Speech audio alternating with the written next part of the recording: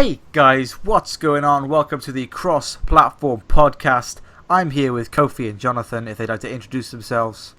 Hello. I'm Jonathan, it's a pleasure to meet you. And the other one. Okay. And this is going to be the first episode of our podcast where we discuss games, we discuss the news about games, we discuss everything about video games. It's just basically it. It's just a bunch of people chatting stuff about video games. So if you're into that, you can stick around. If not, I wouldn't suggest it. Anyway, we're on to the first topic. So, the first topic is, what are we playing currently? And I'm not meaning right now, I mean just as a whole, during the past week. What are we playing currently? Kofi, let's go over to you first.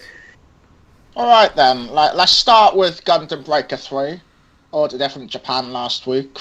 Flipping... Who's Japan? Top class game. You know, just someone who lives down the street. Just... Yeah. Street Fighter 5 got back into that, because of the story mode and new character. And also, JoJo's Bizarre Adventure, Eyes of Heaven. You just sound like the biggest, like... You just... No one's heard of those games, Kofi. Yes, they have. Everyone's heard of Street Fighter 5. It's that one game that didn't do too well. It's like you fight on the streets, that's all I It's that one game, if you like walk into CX, it's like a big pile of them on the side, like just take it, we don't need it. You just feel terrible for buying that special edition because you're like, oh, this game's gonna go. You just turn around and look at your steelbook and you're thinking, oh, I may as well just go kill someone with it, like, because that's basically what the only use of it is. I mean, basically it. So Kofi, how is JoJo's Bizarre Adventure? Pretty good, actually. Just finished it. You just finished it? Yeah. You finished it? Yeah. Oh, well then Kofi's now playing it again. Well, I'm going to play it again. It's just they need to bring out an update where... That's what you said about Naruto. People can play with each other. Well, there's no online. Well, there's online, but you can't play couch co-op. Which is disgusting. Which is disgusting for a fighting game. Yeah. What's the point of having a fighting game if there's no couch co-op? That is like one of the main reasons anyone buys these games. Yeah, you think it'd have couch co-op with all of this, like, you are forced to do 2 players. So it's always a 2v2 match, so of course they'd have couch co-op. Wait, so like the whole thing is 2v2. Yeah, but can you do like one player versus computer? Like, can you versus computers? Yeah, you can fight computers. What, so how hard would it be to add a second player so you can play against I don't know. It's like the options you look at it, it's like one player. Is there a versus mode? Computer. There is a versus mode, yeah. What the hell? Yeah, it doesn't make sense. It's like they're going to bring it out in an update, or this is a secret hidden mechanic. I doubt they'd update that. I doubt they'd bring an update for couch co-op. Maybe developers just don't see the need in it anymore. Which would be... online network. That's really, really annoying. That's disgusting. Well, imagine if Street Fighter was like that. Well, in fairness, we did think it was going to be like that. Yeah, but I don't know why. Yeah, but then it just rolls out the like playing it like for Evo and just for party gaming in general. Yeah, you just can't do anything with it. It's a bit stupid. Was the other one couch co-op? Yeah, that was couch. That was couch co-op or Star Battle. Mm. That was fine, but Well, that's stupid. yeah. Great. So I guess we'll move over to Jonathan. Jonathan, take it away. Well, I've also been playing Gundam Breaker 3. That's pretty much one of my favorite games so far. Of all time? Not so far since you've been alive? but ever since the beginning of time. I also recently bought JoJo's Bizarre Adventure, Eyes of Heaven. I'm starting to enjoy it. Just beat the first chapter. First impressions, I really like how it's going so far. The whole mechanic of the 2v2, I think that's quite unique. What, is it always 2v2? You can't do 1v1? Yeah, it's always 2v2. Yeah. Which is why it's so weird that they don't have the couch co-op thing. It's cool, it's cool, but wouldn't that limit the story mode? No, it hasn't so far. Because, like, obviously, is it always like a team of people arguing? Well, not arguing, but you know what I mean, like just fighting as a team of just people. conflict. Yeah. See, I've never watched the anime, so I don't really know how it works. So It's not really following the anime story. I guess it could dance around with these fights happening. fair enough. Is there a story though, or is it just fight after fight after fight? There is a story. Hmm. Is it good? Pretty good, actually. Well, as Wouldn't- good as other anime Nah. games? Um, well, they're like retelling the story that's already come out. I wouldn't compare it to, I'm not sure, the only thing I could compare it with was Xenoverse, because, like, that one its own way. Yeah, it's not involved with the actual Dragon Ball story, it's something else. In fairness, though, would you say Xenoverse's biggest sell point was its story? I don't think I would. No, I don't think I would at all. No, In fact, that was part of my main gripe with Xenoverse, was the story was so poor. It was. I think it was playable. It was playable, but what I'm saying is when you compare it to, like, you know, the Dragon Ball Z. I mean, this is Dragon Ball Z, one of the most infamous animes of all time, and you're gonna give it a story where, like, oh yeah, you can just go change the past by being some random guy. It was a bit lazy. I mean, the gameplay was great, and the RPG elements, everything else was great, but the story mode the story in general wasn't on par with the rest of the Dragon Ball Z universe. That's my opinion. So what have I been playing recently? So, I recently bought Danganronpa Trigger Happy Havoc, which is a visual novel game, which is weird because I don't play visual novel games at all. I've never been interested in them at all, but again, I'm not a huge anime fan, but I enjoy the Danganronpa anime. I like the premise of all the high school kids being trapped in this high school by Monokuma, and you either have to kill someone to get out, or you have to live your life in the high school. I think it's a really, really good and interesting idea. The game's good. The game strings you along like a game that focuses on the story would. I mean, the writing's excellent. All the characters are there. The voice acting's good. But again, I can't really comment on it too much. About an hour and a half in, so I can't really give my overall impressions just yet. But it's a good game. I've been playing The Escapists. I already own it. I already owned it on the Xbox One, but I decided to pick it up during the Steam Summer Sale. Did that because I wasn't really getting on with the Xbox One version and its controls. The controller wasn't really working out for me when playing the game, so I thought I'd switch over to the PC, see if that fares any better, and it actually improves the game a lot. I was really enjoying myself, and I've started a series on my YouTube channel. Wait. Go. Sorry to interrupt you. What was annoying about the Xbox controls? Like, well, it's just using it. Well, because the game focuses on you have a virtual cursor in the Xbox version. Like, you have a mouse cursor. Oh, you just I see. You just control it with the analog stick, so it's just not accurate enough to be able That's to do just what you awkward, need to do. isn't it? Yeah, so I wasn't really getting on with that too much. And I think I just prefer to play that sort of game on the PC because of, mods and Steam Workshop support and all that stuff. Yeah, that just makes it better. Yeah. Plus, obviously, I wanted to record it for my YouTube channel, which has been going well. Same goes with Punch Club. Punch Club was a game that I've had wishlisted for a while. It's basically a boxing sim management game where you take control of a character and you fight a bunch of pop cultural references. So you train your guy up, you go into a simulated fight against like a character. You can fight like the Ninja Turtles and stuff. Is awesome. But you just train your character up. It's really addictive, and I got it for 79p, so you can't complain. I've been playing a lot of WWE 2K16 lately because, I don't know, I just thought I'd start in a universe mode and I've been enjoying myself on that. It's just one of those games you can just kick back, relax, stick on and have a couple of matches, and it's just fun. I received The Witcher 3 today, and I was hoping to start that today and then talk about it here. Yeah. However, it is still updating. So far I can tell you that the map inside the game looks cool, the one that comes with the game. The back of it is nice. I mean, Geralt's face at the front of it is cool too, but I mean, that's all I can really give on the game so far, because I haven't had a chance to fucking play it. Have fun playing that at midnight. I will, don't worry about it. I'll start my RPG at midnight. Do you know that 100-hour RPG? I'll just start at 12 o'clock, why not? Or if it doesn't actually start at 12 and it just turns into 3 o'clock, you just say like, well, damn it. Well, do you know what, John? I'm going to play it anyway, because screw society. What else have I been You're playing? a lad. I think I've said most of the games I've been playing. I've been playing quite a lot recently, to be honest. So I think that was it. So yeah, I've been playing quite a lot. But that was because obviously new purchases. I always just buy new games to fill a to fill a hole. I just like buying games. It is just an enjoyable experience to me. So yeah, next up is what's in the gaming news. So I'm going to talk about a couple of stuff. A couple of stuff. It's gone Nailed good. it.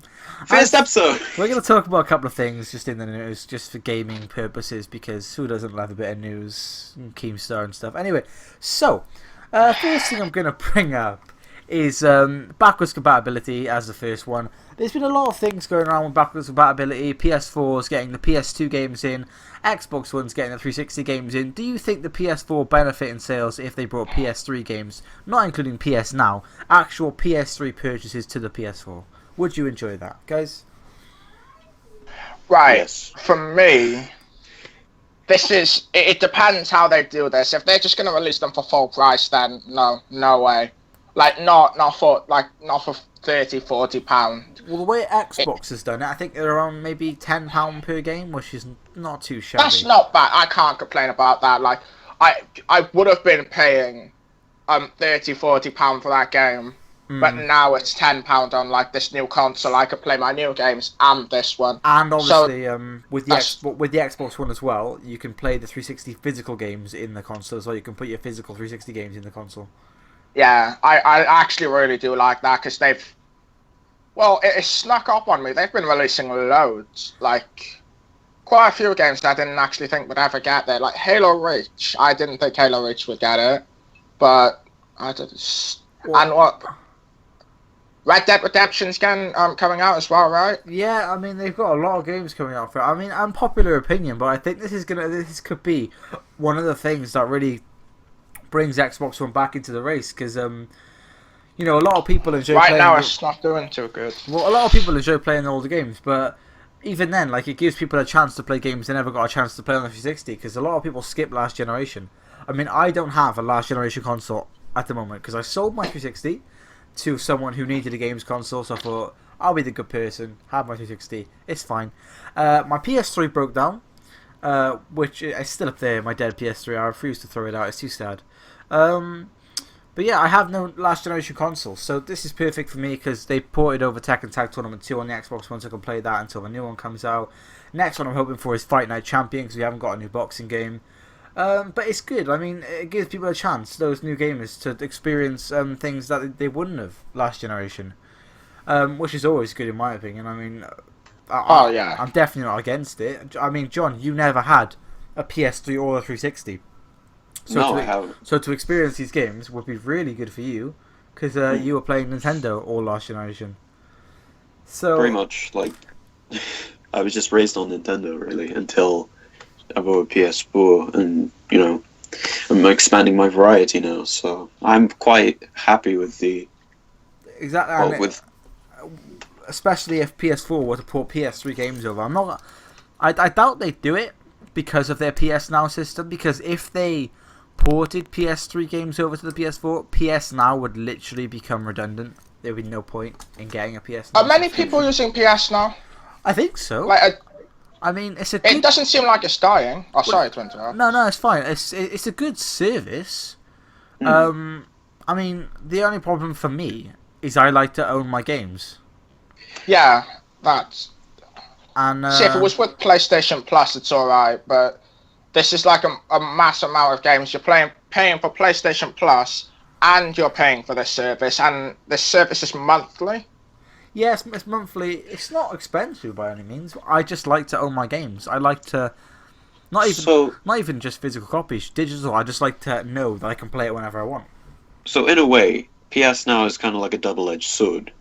Well, it's just Netflix. I mean, with Netflix, if I watch a movie that I like, I get the physical version, just in case it gets taken off Netflix or I don't have my subscription anymore. I know I can still watch that movie whenever I want. And with PS Now, I'd play a game, and I'd be like, well, it's not mine. I feel like whenever I borrow games off people, I enjoy them, but not to a certain extent, because I know that I have to give it back. Yeah. So it's at the back of your head, like, oh, I gotta give this back soon. Just gonna rush it to completion, or you just you don't bother because you know you have to give it away. Exactly. I totally agree on you on that behalf. But Judd, I totally agree. Like, I prefer to have a physical copy than to have a digital one, which is kind of on rent anyway. Yeah. Because I find that a bit pointless in a way. I mean, it's useful, sure, but in my opinion, I don't see the point in it. It gives people a chance to play the games. Don't get me wrong. I mean, there's a lot of games on there. There's a lot of games, a lot of good games, and the streaming service is good as well. I mean, you don't have to download any of them, so you can just launch them freely whenever you want. But I just wouldn't be able to focus. I can't play games like that. That's not, in my opinion, it's not the way games are meant to be played.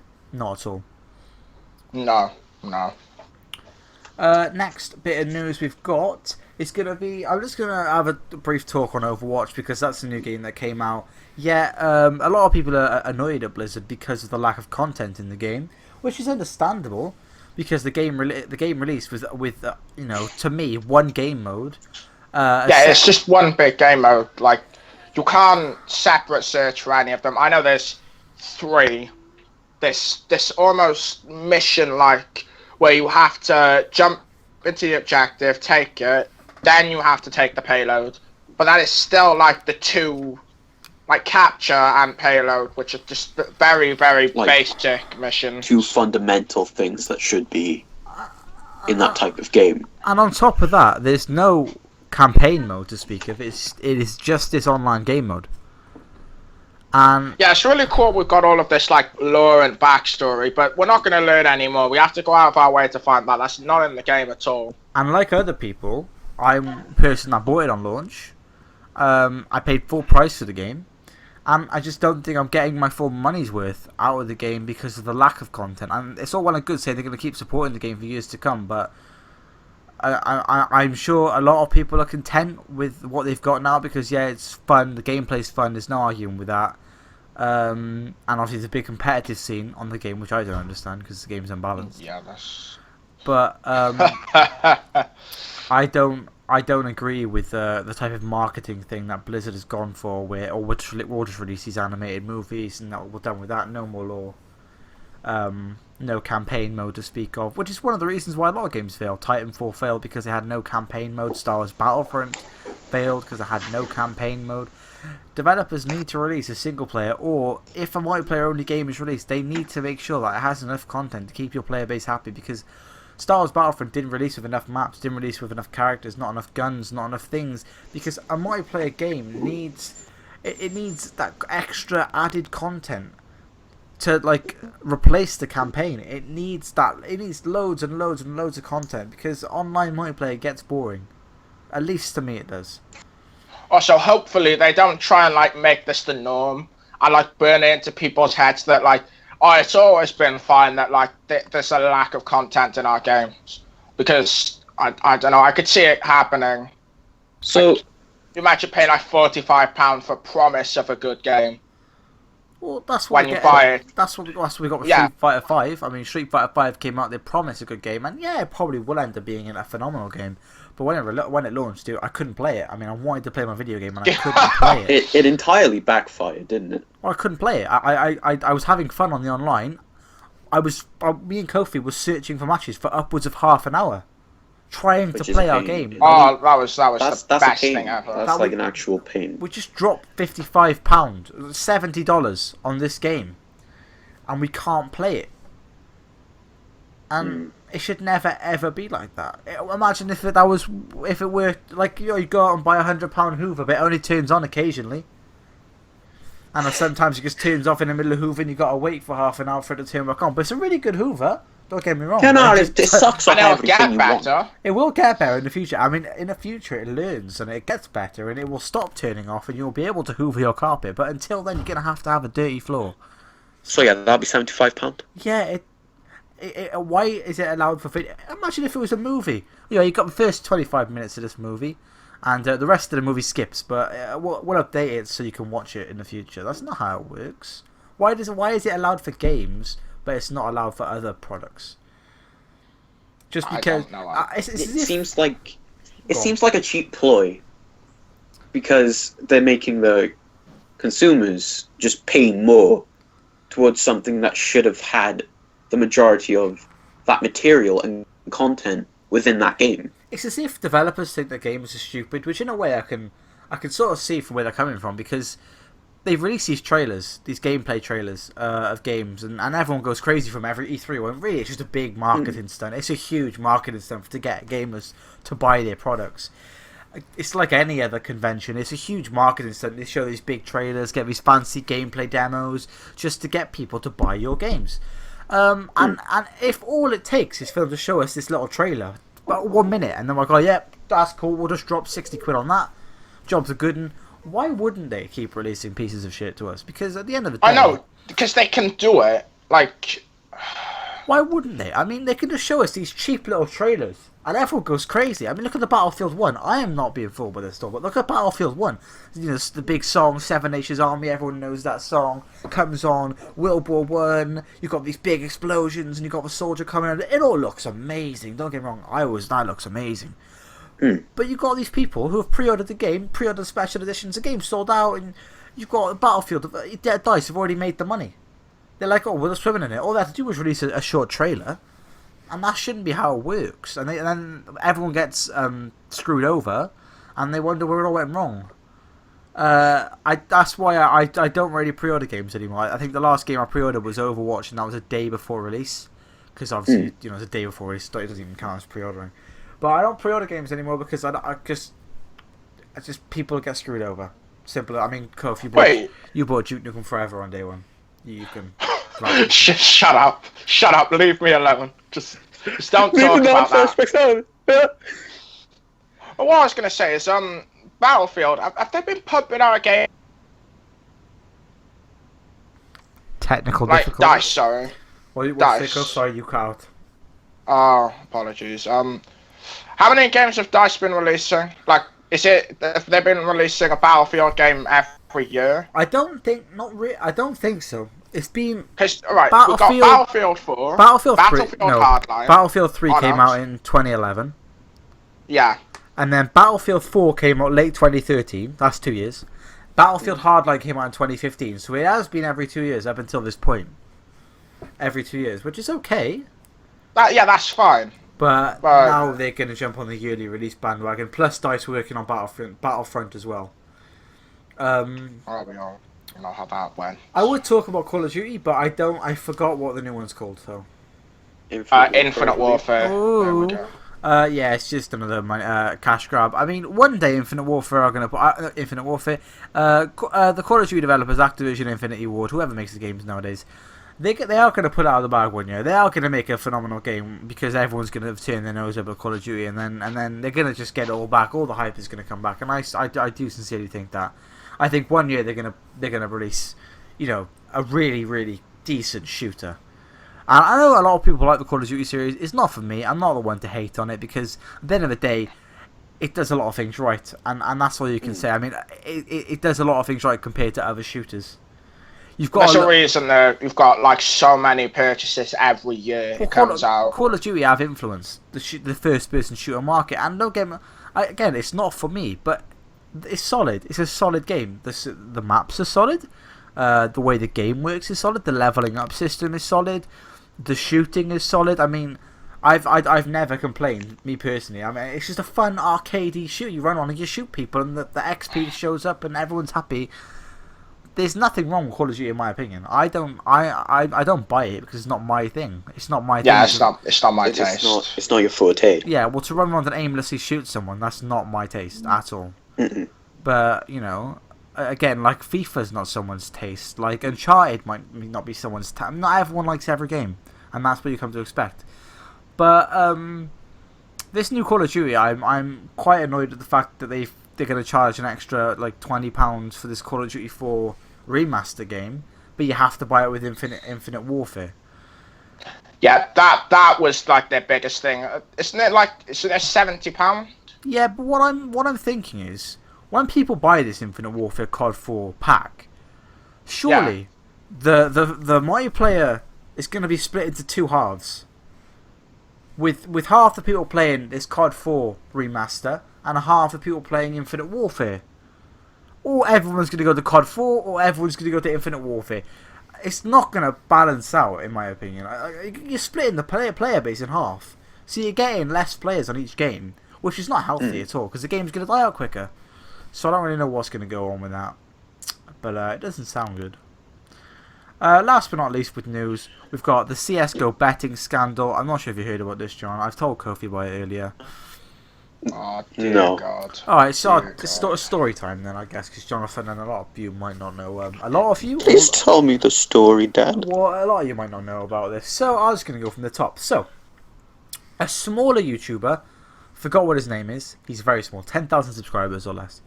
Yeah, that's pretty small. He came out on his channel and said, "Oh, look, I've got this news. I've done loads of research. Blah blah blah blah. H3 Productions. He's a big YouTuber. He's got over 1 million subscribers, as you all know, or you don't know. I don't know. He's a big YouTuber, and he comes out with this video about CS:GO betting. And now CS:GO betting is where you get. I'm not really sure how it works, but I know it's to do with skins, and you bet skins and you bet money, and you get big cash rewards and stuff. It's just gambling for kids. It is gambling for kids. Which seems legit. Which doesn't sound good in the first Disgusting. place. It doesn't sound good in the Yeah, first it's place. disgusting.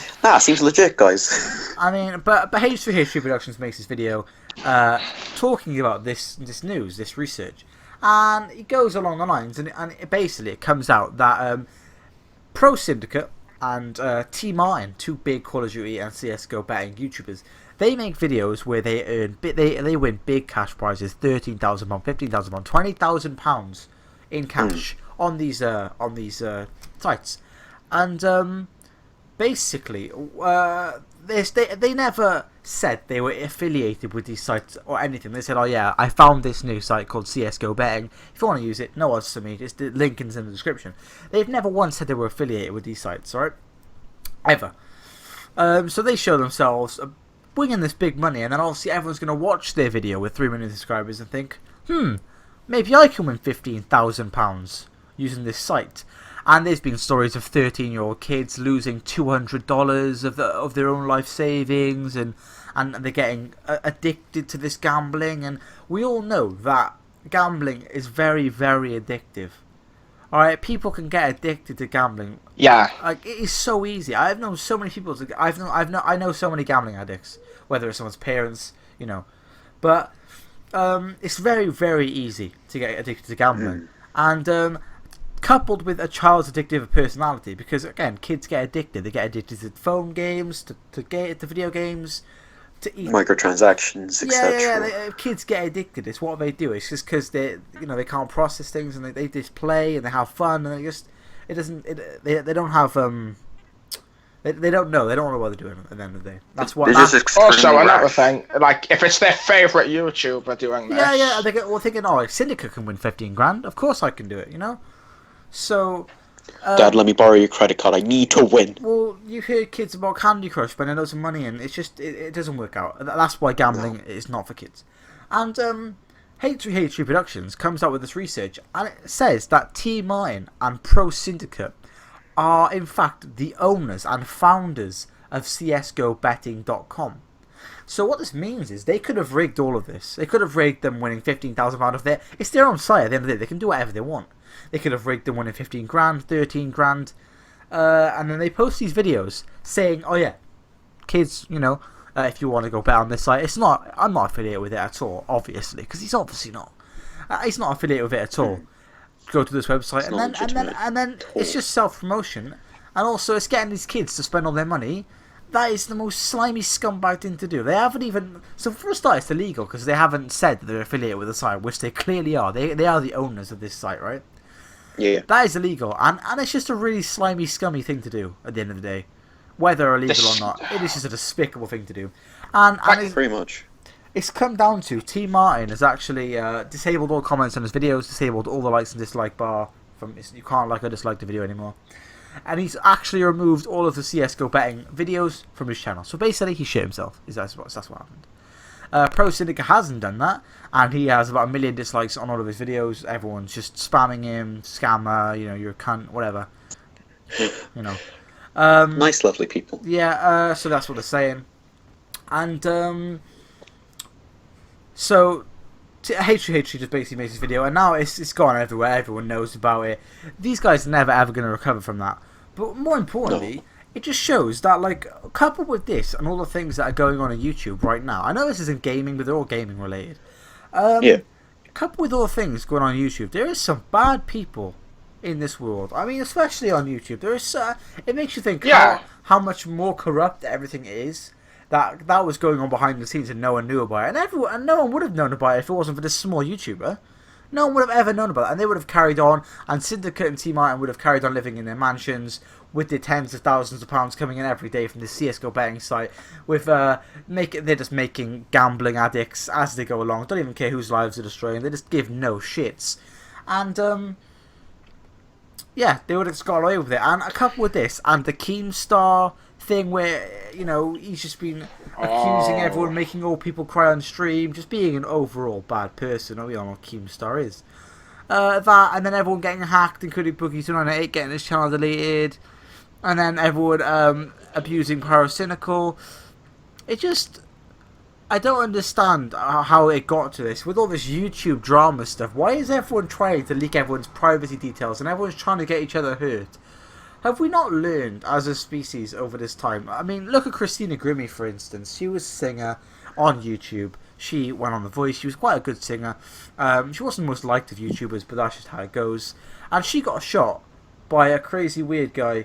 I did hear about that. Just thought he would just go and shoot. Hell. So what happens when things go too far and someone leaks someone's information?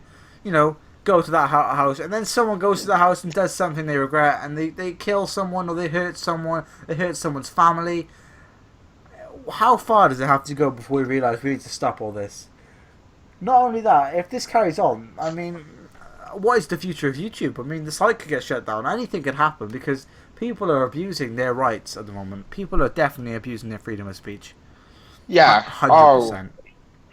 But it's getting really scary. Like you just said, like private information being linked. It's getting a lot scarier to be online. Just because everyone wants something, like everyone wants private information leaked, everyone wants drama about someone, everyone's got some disgusting secret to hide or something. It's just like I don't even know.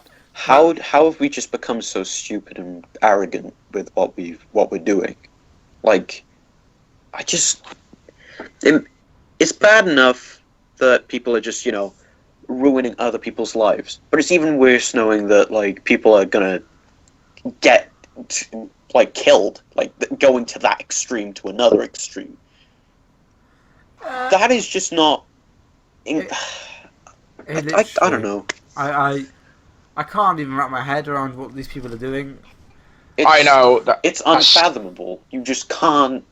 You can't react to it. It's really stupid. And it's all gonna end soon. And I don't want to know how it's gonna end. It's gonna end badly. Let's just say that something's gonna happen. Some people just want to watch the world burn. They really do. But we're gonna get off this topic now because we've rambled on for far too long. Controversy, yeah. So, we're going to go on to the console wars, which is a segment. It depends on how we go about it. It's just a segment in which we discuss each different company, Sony, Xbox, Nintendo, yada yada yada, how they're doing, how we think the console wars are going. It's a bit of a stupid topic, but we just thought, you know what? Let's just discuss this like the bunch of internet keyboard warriors that we are. So, Kofi, what is your take on how each company is standing right now with Nintendo releasing the Nintendo NX, Xbox and Sony, the way they're going regarding E3 and such? Right, let me get this out of the way. This PS4 Neo and Xbox S, like this Xbox, what was it, Xbox Get over here?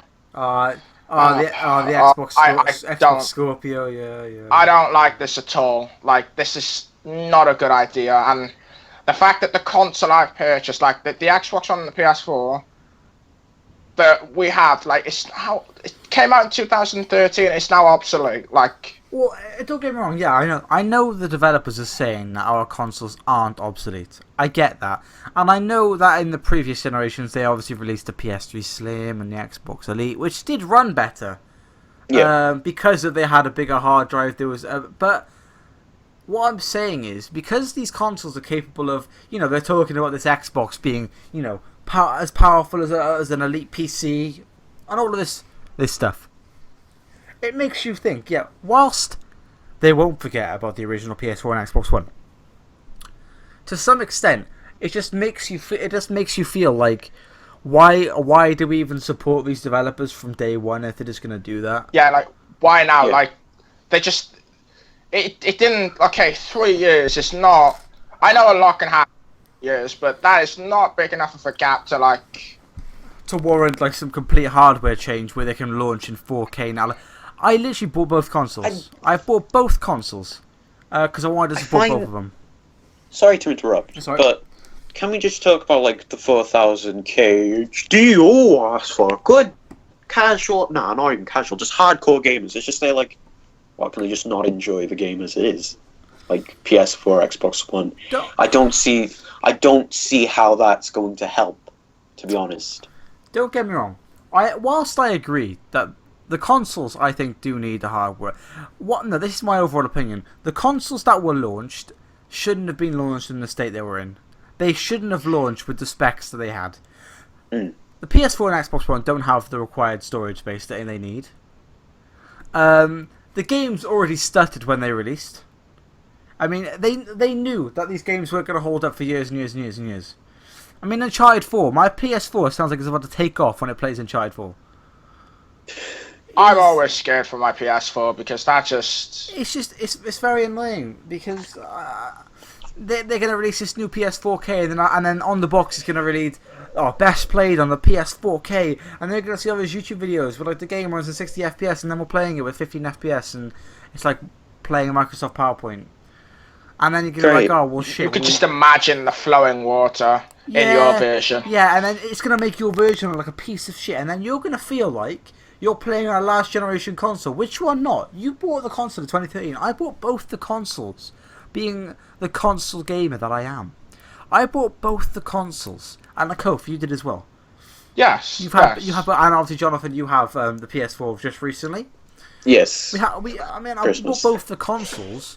Because we want to support the developers, we want to play the games. We want to, but when these videos and this media coverage, basically slating our versions because they're inferior to these new PS4K Neos and these Xbox Scorpio Slims, and then it's just gonna start getting worse and worse for these original consoles. So we're gonna have to upgrade. But I don't see why we have to when I've just forked out nearly $1,000 for both of these consoles and games, and I've got a PC as well. I'm putting my foot down. I'm just not. I don't really care about the PlayStation Neo and the Xbox Scorpio, whatever. But the problem is, John, the games they're gonna force you. You're gonna have to. Even if they do. They're gonna end up trying to pry you away from your original console because games are gonna get bigger. I'm already deleting games daily as it is. I've deleted 2 games So can we today. talk about that? Yeah, go for it. I haven't had that problem since I bought the terabyte version. So I'm sorry, man. It was Christmas.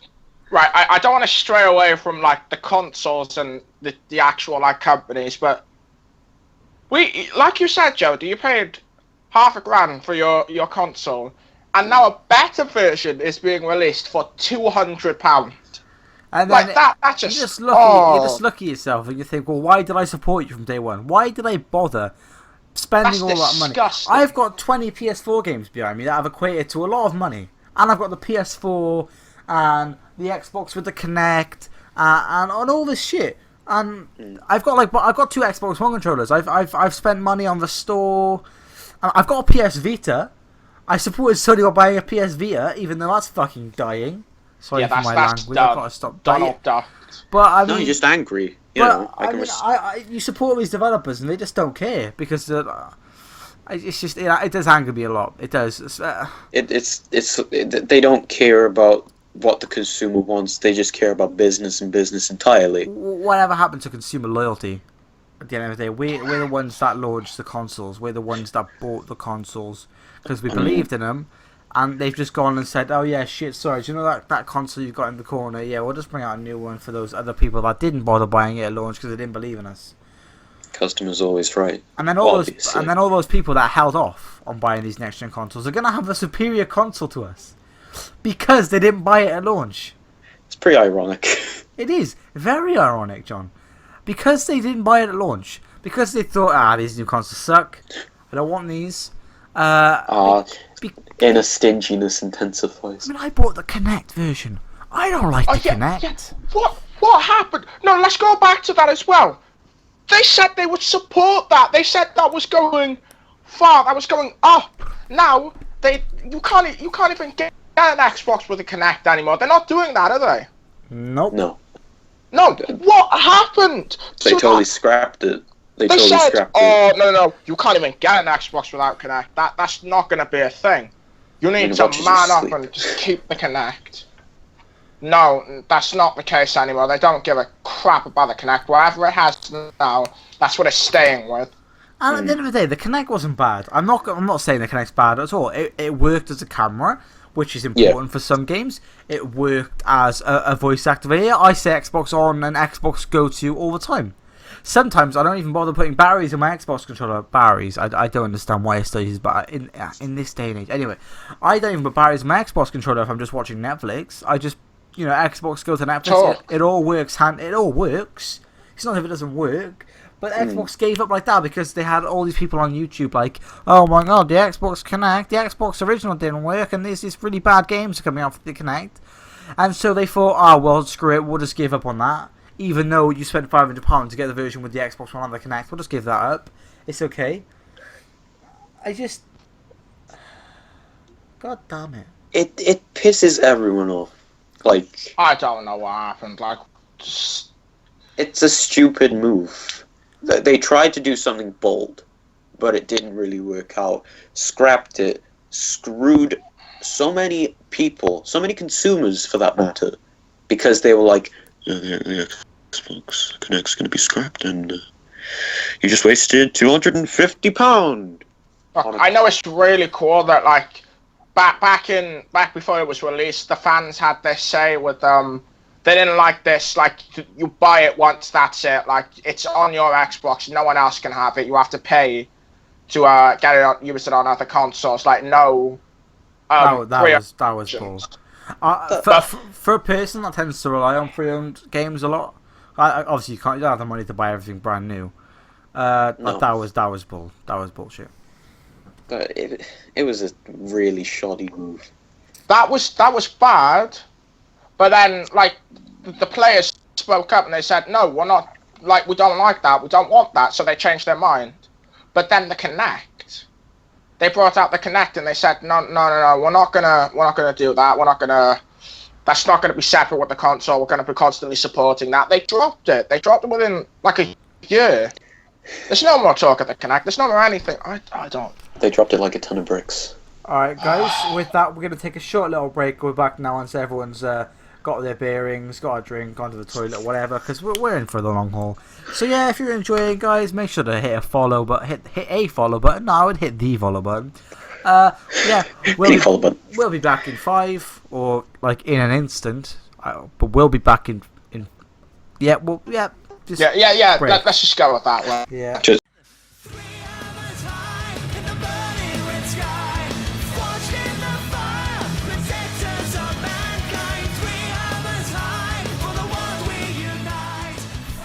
Hey guys, we're back from the break, so yeah, we're just going to carry on with the podcast like normal. It was literally an instant for you, but it's 10 minutes for us because Kofi got our tea and stuff, and I just stayed here. I was going to go to the toilet, but I decided, do you know what? I'm not going to.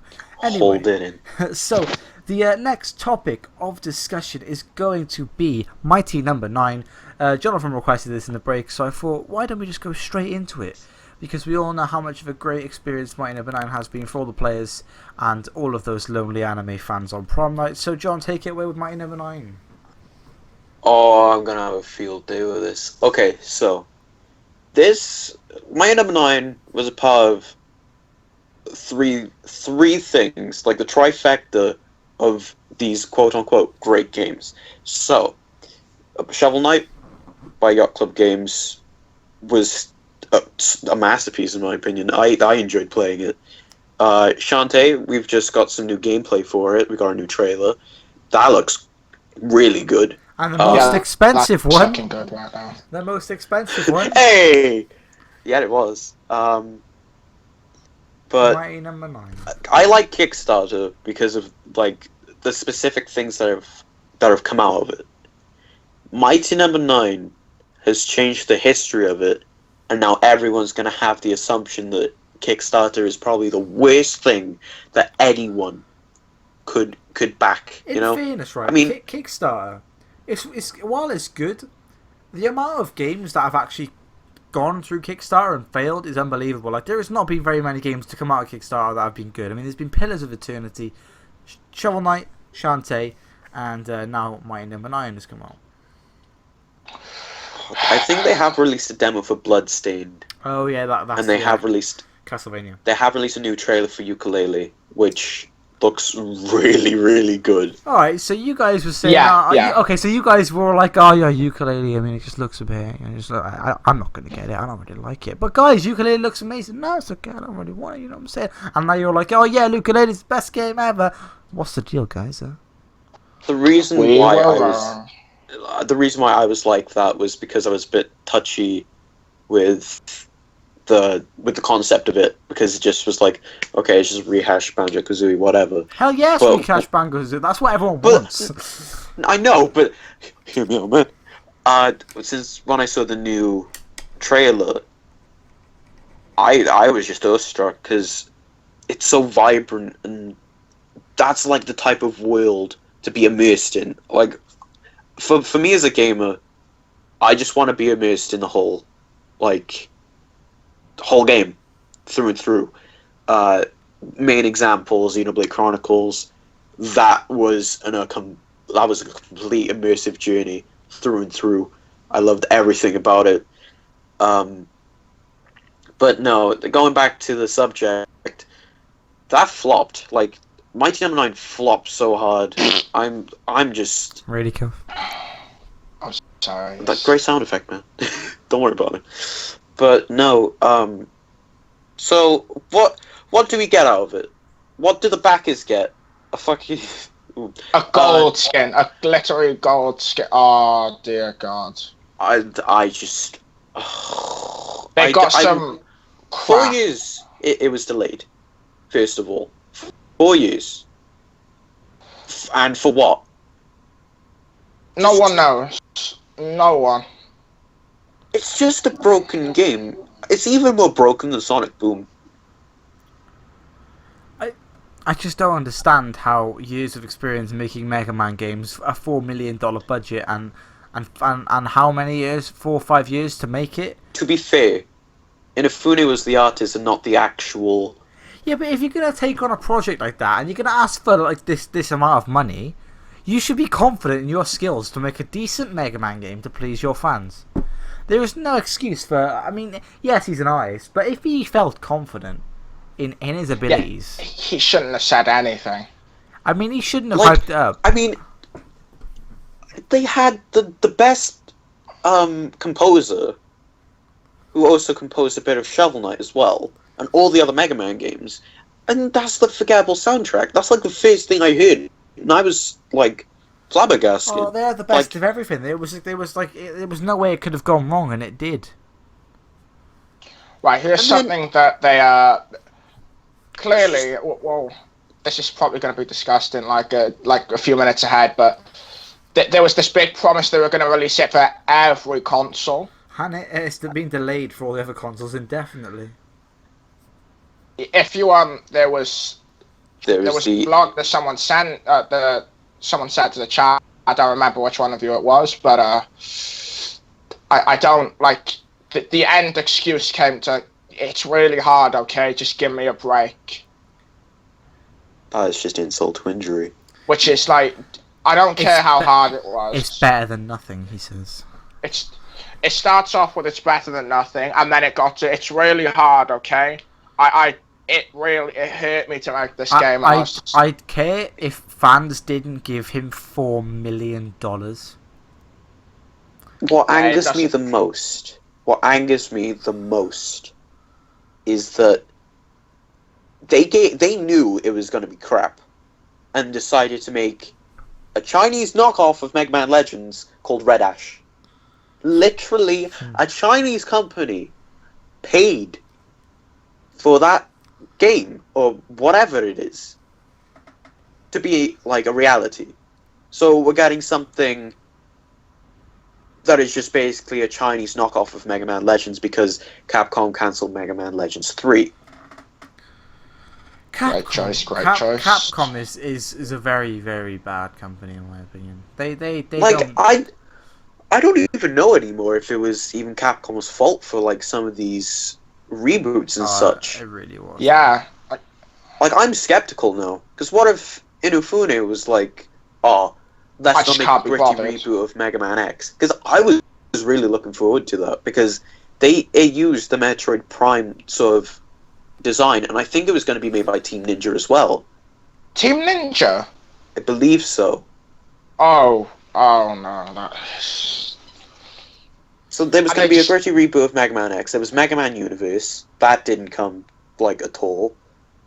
That MMO game, which was in Korea, they totally scrapped that. So I don't know if it was either Capcom's fault for cancelling them, or it was Inafune's fault for just not agreeing and just striking on behalf of that. Well, from his word, it was Capcom's fault. But who could trust him? No, because there was this one Twitter post where it was like, oh, we didn't want to make Mega Man Legends 3 because none of the fans supported us through. But you look through all those comments, and everyone was like, please make it. It will be great. It would be fantastic if you did. And they just... I don't even know. Like, I'm so confused. Some companies are just not good with their IPs. I mean, take Sega, for example. Sega are awful with their IPs. I mean, what have they done with their IPs, recently? I mean, the last good Sonic game was arguably Generations, and that was 2011. Before that, I mean, when was the last good Sonic game before Sonic Generations? Sonic Colors, was it? Yeah. But is that good, or is that just better than the rest of them? I was arguably That was a good. really good game. Well, I love. It's like so split, isn't it? Yeah, I mean, I like it. Same with I like Sonic. it. I think it looks really good. Same with I Sonic wanna Heroes. play it. Same with Sonic Heroes, though, isn't it? That's split down the fan base. But even then, I mean, before Sonic Generations, the whole fan base agreed that Sonic Adventure 2 was probably the best one since best one before that. So Sega are just really not great with their IPs at all. They've got so many IPs like Super Monkey Ball. They don't choose to do anything with really. Jet Set Radio, countless franchises they just choose not to do anything with. Same with Capcom. Obviously, everyone goes on to Capcom because they never use any of their IPs. I mean, Resident Evil's getting a comeback, which is good because a lot of people are fans of Resident Evil. It's just the fact that we're now facing the company of Deep Silver or Concept or whatever it is, and we were just given a really crappy game which crashes on the Wii U and is just not playable at all. The multiplayer, oh my god, the multiplayer, that isn't fixed. They delayed it for the multiplayer, I believe, this one time, and was like, oh, don't worry about it, we'll give you a massive demo like afterwards, and they still didn't do that. Great. But it just gets even worse from there, because I feel bad for the backers, because the codes they were given were exactly this, like, were just copied and pasted, so none of them worked. It's a joke. Wait, are you serious about that? Like, none of those codes worked? Yeah. You could at least, like, of all things, give them at least give something to the backers. And none of them worked, and apparently they're still helping. I loosely quote helping, but everything about it is just a complete mess. Alright, I'm gonna have to move it along, guys, to the next That's topic. fine. We've still got a lot to cover, but I admire your passion. So the next topic is going to be virtual reality. Is virtual reality a fad, just like dance rhythm games were a couple of years ago that have kind of died off? Rock Band, Guitar Hero, DJ Hero, that of the sorts. Or will virtual reality be here to stay? Is it a gimmick or not? Will it be the new way to play video games? Kof? Right. When I first heard about this, I was like, No, no, just keep it away from me. But now that I've been thinking about it, I want it to stay, and hopefully enough people will be like supporting it so it does. Because I don't, we shouldn't be letting things like this die out, because this is just new technology for them to experiment with. There's going to be a whole new like style to the way that people are producing games and everything new. It opens us up a lot of opportunity for I don't even know, like different types of games. So hopefully it does stay. It's a great idea. It's a great idea. It is a really good idea. I honestly do want it to stay. The big thing about video games is escapism. It's always been escapism. It's always been traversing to new worlds, to new landscapes. Why RPGs are so popular, because people like to live a different life. And with this virtual reality, it's giving people what they've always wanted. I mean, granted, a lot of the games coming that are out right now are really gimmicky, but with the promise of Fallout VR, Batman VR, I mean, it really does improve the chances of VR becoming a big thing.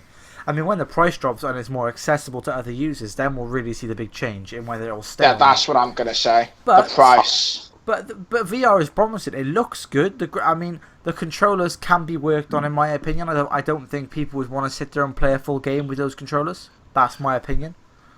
Sorry to interrupt, okay. but I'm not really a big fan of VR, to be honest. I don't like I know it's nice to have the whole fully immersive like escapism, but I don't believe in that. I don't believe that you need VR to be immersed and escaped through a video game, or because they're also making movies now which like enhance VR. But it's not the fact that I don't like change, it's just the fact that I don't see the appeal in it. Well, what is? It's not so much as it needs VR to enhance escapism. Of course, games have been doing it for years. You know, immersing the user. But with VR, it's sort of it's a different experience entirely, in my opinion. I mean, people who can go to places they would never ever dream of being in before. I mean, it was the whole idea behind the Kinect. Before that, the iToy. Before that, the Virtual Boy. It was the whole idea behind with that being you in the game. And while again, I never said it was going to take over couch gaming. It's never going to take over PC gaming. We're playing a game on a TV screen with a controller. It will never ever do that, in my opinion. But there's been this idea of you being you in the game, and having the surroundings of being you in the game. And I think it is a good idea. I don't think it's going to replace gaming. But I think VR is a really good idea. Take, for instance, people who want to go to even places like Paris and America. I mean, there's these different VR experiences that allow you to traverse these places. And it's just things that you will never ever experience before. Like a game like No Man's Sky, in my opinion, would heavily benefit from VR. Because a game about exploration and about traversing new landscapes, having that VR there will really make the game a lot better, in my opinion. I mean, again, the price is £800 for a headset. I mean, the Oculus Rift, HTC Vive, the PS4, the VR for the PS4. I'm not sure what it's called, but I do think it's a good idea, though. I really do. I haven't had a chance to try it out myself. That's why, again, I'm still skeptical about the idea. But people who have used it, and I'm talking big major reviewers and people like Nerdcubed and Boogie298 who have been gamers for years and years and years, they have used it. They are enjoying it. And I've never heard such a good response from a gimmick such as this. Like when the Kinect first came out, people were enjoying it, but there was always, oh, this doesn't work, that doesn't work, this game's bad, that game's bad. And when the iToy came out, obviously, it was really gimmicky and it was never going to replace that. And then obviously people hate the Virtual Boy. But with this, with making people sick. Okay. But with this, everyone is enjoying themselves. Everyone's having fun. Everyone's like, yeah, this is a really, really good headset. I can't wait to see how it develops. And that's the main thing. How is it going to develop? You might as well call me the Scrooge of VR. The Scrooge of VR. Well, maybe you could use the statement, don't knock it till you try it. Again, I haven't tried it, so I can't defend it. But I do think the main thing we're going to be looking out for with VR is how it's going to develop, how they're going to implement these AAA titles, how Fallout 4 VR is going to work. If you can truly use the VR to play a full game. But that'll leave much to be decided. Really. I feel like that's expectations, because think about how motion sick the person might get, and because it's going to take a lot to get used to. First of all. Yeah. So yeah. But take it. I mean, John, I don't think you probably remember, but when the Kinect came out, there was always talk. That was like a bold move. I feel like that was quite revolutionary because it was still extremely reactive, somewhat responsive. The Kinect came out in 2010 with the games Kinect Adventures and Kinectimals. Later to release some games like Gunslinger, Sports Island, just general games like that. And when it came out, the first thing people were talking about, I want to play Assassin's Creed where I can jump around on my sofa and kill people and be Ezio. And play Call of Duty, Kinect, and I want to hold the gun and I want to shoot people. That was the first thing everyone talked about when the Kinect came out. And it just didn't live up to that because the software wasn't there. I mean, I had trouble controlling Kinect Adventures on Christmas, and that annoyed me. The software just wasn't there.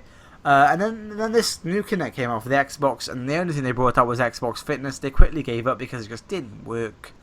But with this VR, it works, and it works well. And it controls well, and the headset works, and I don't know. I just think this is the idea that everyone's been searching for a while when it comes to this sort of gaming. But we're going to move on to the next topic of discussion, which is going to be Kingdom Hearts 3. Kofi, take it away. When will this game release? When will we get confirmation on this game? Well, what is going on? Haven't you heard? Kingdom Hearts 2.9.5 needs to come out first. God. Oh, but didn't they promise the Kingdom Hearts 3 would come out before Kingdom Hearts 2.98756? No, because what they need to do is they need to port the PS2 version over, but with like enhanced visuals. And they've also made this 3D animation about Kingdom Hearts, and it comes with this new art book. So they need to release that, and then after that, they're gonna make like an entirely new mini game where basically it's like Whack-A-Mole but with like Disney characters where you control Sora, and that's gonna be called Kingdom Hearts Whack-A-Mole game, and they're gonna release that in HD on the PS4. Then after that, Kingdom Hearts 3 may come out after they release Mickey Mouse Clubhouse 3 and 4, which coincides with the Kingdom Hearts 3 game where you really learn the characteristics of Donald, Goofy, and the gang. Kingdom Hearts. Too many numbers.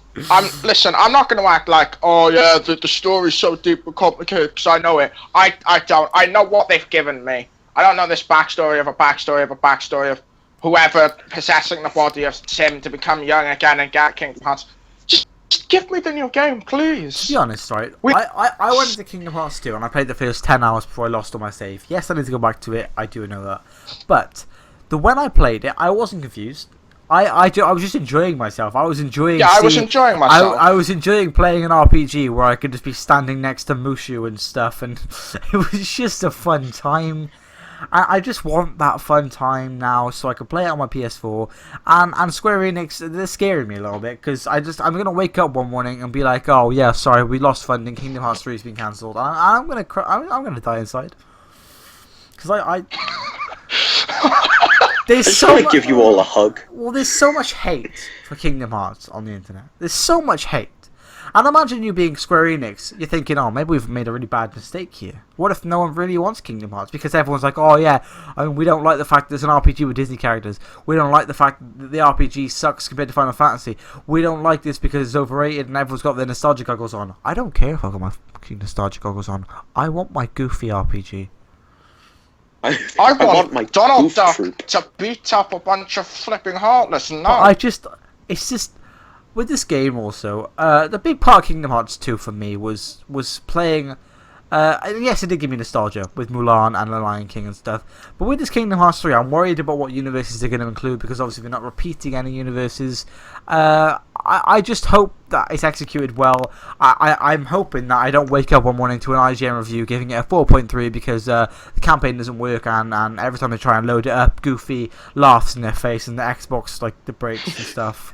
404 error. And also, Kingdom Hearts 3 was announced at the Xbox conference, so what I'm not hoping for is, oh yeah, basically Kingdom Hearts 3 is going to come out 6 months before the PS4 version, and every DLC is going to come to the Xbox One 6 months before that, and also whoever owns the PS4 version has downgraded visuals, and they can only use X and square, they can't use circle and triangle. Watch the day that I hear, I'll just clutch my chest and I'm just gonna draw. Because I want the game on the PS4. I played Kingdom Hearts 2 on the PS2. I'm not playing it with an Xbox controller. I'm sorry, I can't. It'll feel wrong. I'd have to take. It feels dirty to. I'd have to take 3 showers, 3 chemical showers after I played that on the Xbox One. I couldn't do it. The betrayal.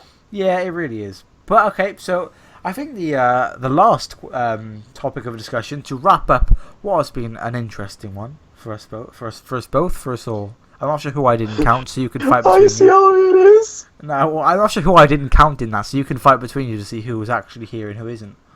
But So, survival of the fittest. Let's go. I'm more important than you. This is going to be our last segment. Guys, professionalism, please. Sorry. I sincerely apologize. I was only joking, I don't really care. So the last segment is going to be question of the week.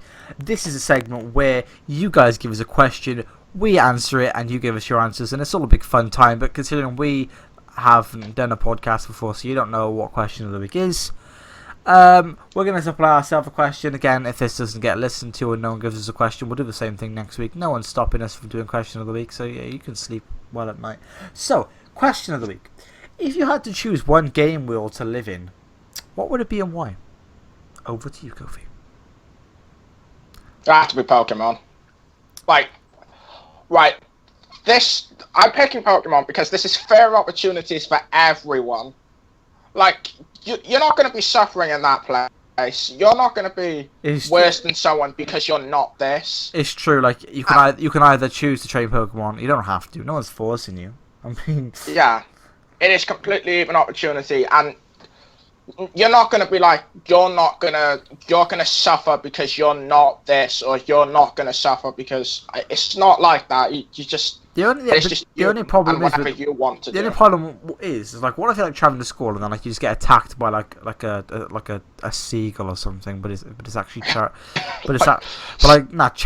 just pumping water. Charizard just pops up out of nowhere, like lights you on fire and stuff. Like, that's not fun.